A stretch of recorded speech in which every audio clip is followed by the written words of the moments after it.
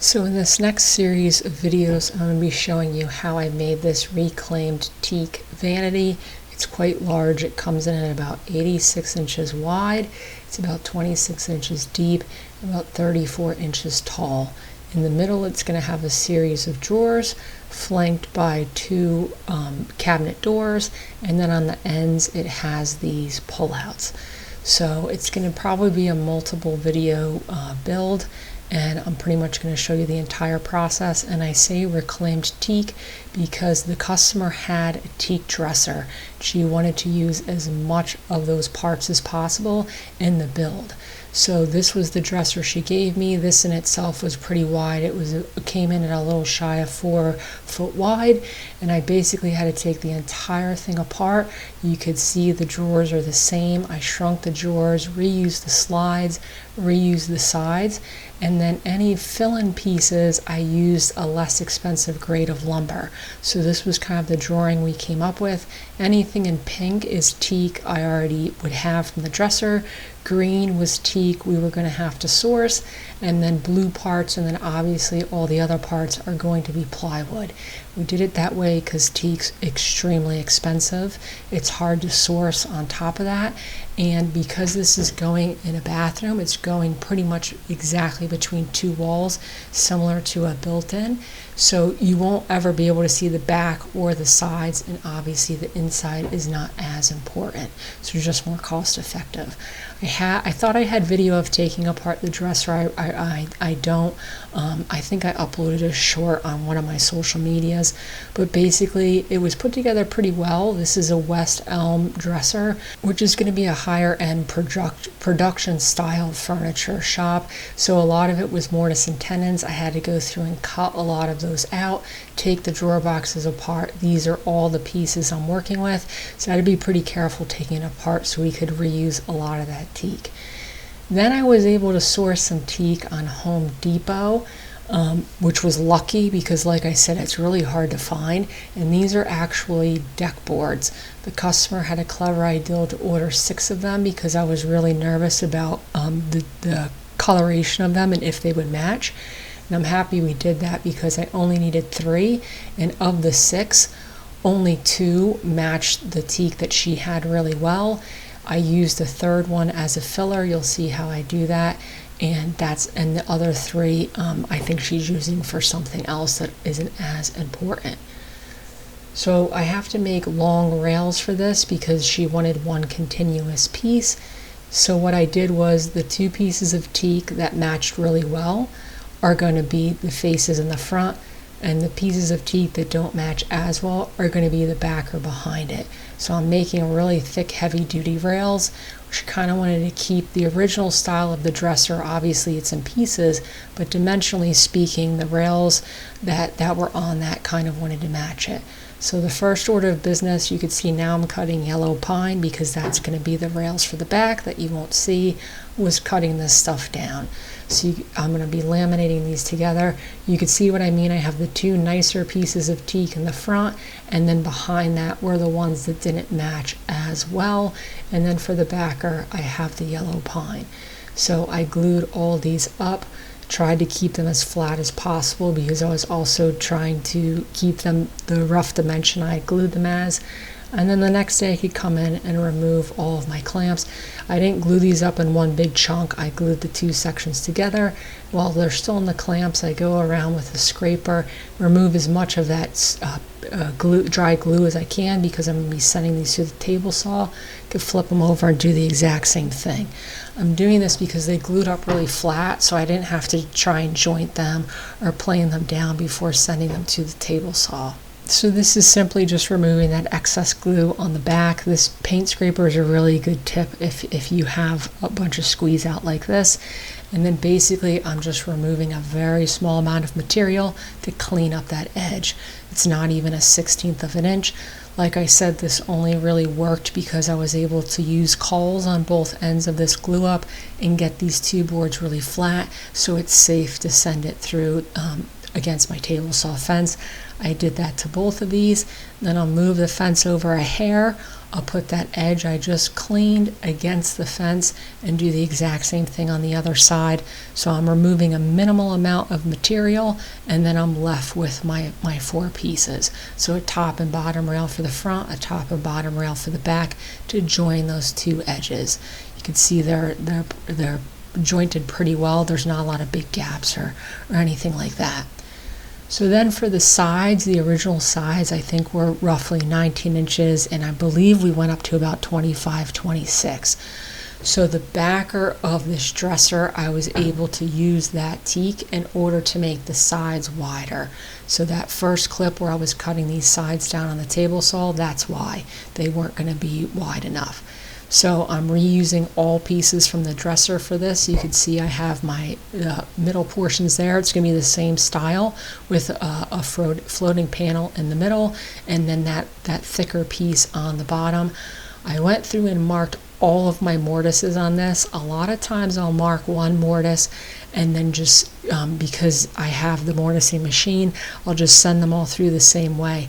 But as you can see, there's a dado groove in the back, there's mortise holes from the original piece, there's dowel holes. There's a lot going on now that these pieces are apart, and it can get a little confusing. I'm basically mortising on top of the original mortises of the furniture, so I went through and marked all of them. I'm going to be joining everything with mortise and tenons. That's my choice of joinery for stuff like this. The bottom, because it's a thicker piece, I'll have to cut separately, but these 2 portions that are going to house the floating panel, I could do all at once. Now you're going to notice towards the top of this piece, I don't use a haunch tenon, which is something I do try and do on utilitarian style pieces of furniture, especially ones that are going to be used a lot. So I'm thinking stuff like tables and doors, especially doors, I would use a haunch tenon. It just makes that top joint a little bit stronger because you're not removing a bunch of material. But this, even though it's a vanity and even though it kind of resembles a dresser, it's going to be screwed to the wall and nestled in place, so it's never going to move. I'm not super concerned about stress on those joints, and I'm definitely not concerned about stress on those joints in the sense of, per se, a door where you're opening and closing it multiple times a day. So I decided to forego the haunches on the top. And I just wanted to point that out because in my other videos, usually towards the top of pieces of lumber like that, I do recommend putting a haunch up there. And then once I had those 2 mortises for the panel portions in place, I could just change my setup and put that bottom mortise in place. So this has very strict dimensions because, like I said, she's getting a countertop for this. Obviously it has to fit in her space, and it's going between 2 walls. So the depth of it was pretty important, so was the width. The height was easy. It was staying the same height as the dresser, and because I was reusing the legs, I didn't have to worry about that at all. But what I did was I had to get this to be a little over, I think it was 24 inches. So I set that up, calculated how deep my mortises were, and then I could calculate how wide to cut these intersections.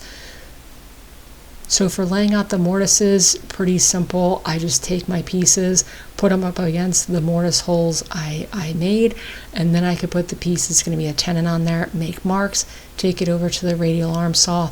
Unfortunately, because I don't have a lot of this lumber, I didn't get to do test cuts on a lot of this stuff, which I do like to do. So I just really tried to sneak up on that joint because there really is no going back if you cut these, if you make this tenon too small. So all I did is, you could see, once I had that pretty much dialed in, it's just a stop on the radial arm saw. I've raised the blade, so I'm cutting the same distance down on either side. I make a series of curves. You could, if you have a radial arm saw, you could change this out to a dado stack. It goes a little bit faster. And then that is how I'm making the beginnings of those tenons. You could see I'm competing with other joinery that was already on there, but everything ended up working out. So that is the section for in between. You could see how I measured the inner dimension and then added the thickness of the mortises to account for how wide to make the tenons. I could go through, and there's only 4 for these sides, and cut those. And then it's going to be the exact same process for the bottom piece, but obviously I have to adjust the radial arm saw because this is going to be a little bit thicker of a tenon. All I did was lay my stock on top of that mortise, mark where the mortise started and stopped, and then adjusted the saw. So I have two little shoulders on all of these pieces, so once all my tenons are cut, I'm going to go through and mark the shoulders and cut those in the exact same way. Sometimes I cut these by hand, but it was really important because I have all that cabinetry in the front and 3 different styles of it, that all of this is really square and perfect, and the drawers and all of that are inset. So if this front frame is not perfectly flat and square, it's going to be such a pain to try and do inset style doors. So like I said, you could do it by hand, but I just raised the blade on the radial arm saw and cut off the shoulders that way, and then I did the exact same process there for the bottoms. You could see that they had round tenons in there, so they probably used a router or some sort of router machine to make this production work, and those were starting to kind of fall apart because some of mine were in the same spots. And then I could go through, clean up those mortise holes. They're always pretty clean to start with, but on joints like this, you really want to sneak up on the fit. You're not trying to get it to fit outright, because with the fact I didn't plane or joint any of this stuff before I started, there's going to be minor discrepancies in all of this lumber. So if you try and cut everything to size first off, chances are it's not all going to fit. So you cut just right to your line on stuff like this, and then clean up those mortise holes, file down those tenons till you get a nice fit. So this was the panel that was in the dresser. Obviously I made it wider so it's too small, and it was an odd dimension. I think it was like 3/8 of an inch, and I had 1/2 inch ply in the shop. So what I did was, you could see this groove, and it actually ended up working out because I could hide the fact this groove was too thick. So all I did was I took a rabbiting bit, which is going to give me I had a 1/2 inch rabbiting bit. I have one of these bits with adjustable bearings. I could change the bearings so it will cut the same groove. I could line it up with the thicker groove and then just make that groove continuous around the entire frame, and it will be able to accommodate a 1/2 inch piece of plywood. So that's how I dealt with that. Like I said, you're going to notice that piece of plywood throughout the entire video being white because it's maple veneer. And then in the beginning, you might have noticed it's a little bit off color. This is, like I keep saying, fitting between 2 walls, but there's a little bit of a gap. So she asked to get as close as possible to teak, which can be a task in and of itself when you're staining maple. Just in case you could see parts of the side, it will at least not look like the white stark maple. And then once I had that done, I can measure, account for that groove around the entire piece, cut that veneer ply, and then slide everything into place and reattach the legs. I obviously did this for both legs, and those are my new sides. Pretty much recycling all of that dresser except for the inner panel.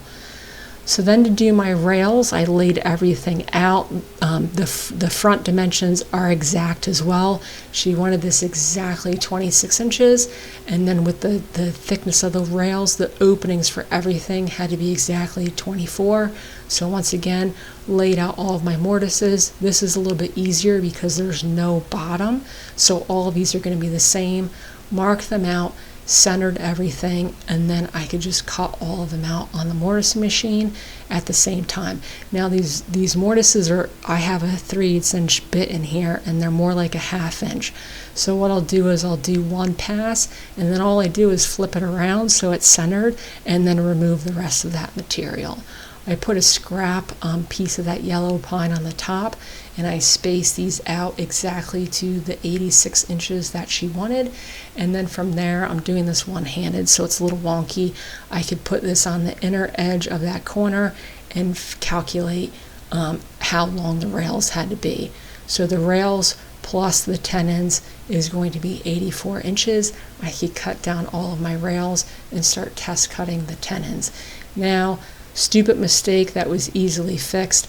My rails are not as thick as my sides. So when I centered this, I want this entire front to be flush. That means that this would have been offset.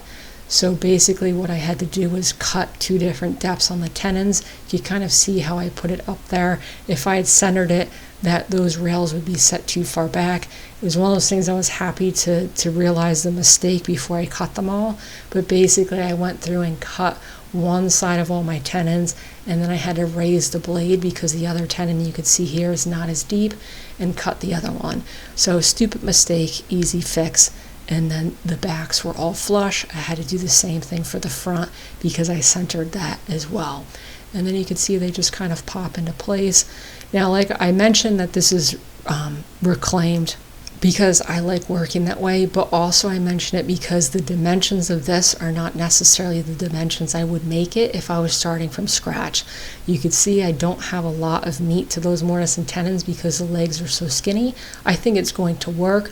Made a couple adjustments as I was building it to make it work, but that is something of note. Next video, I'm going to start building out all these partitions.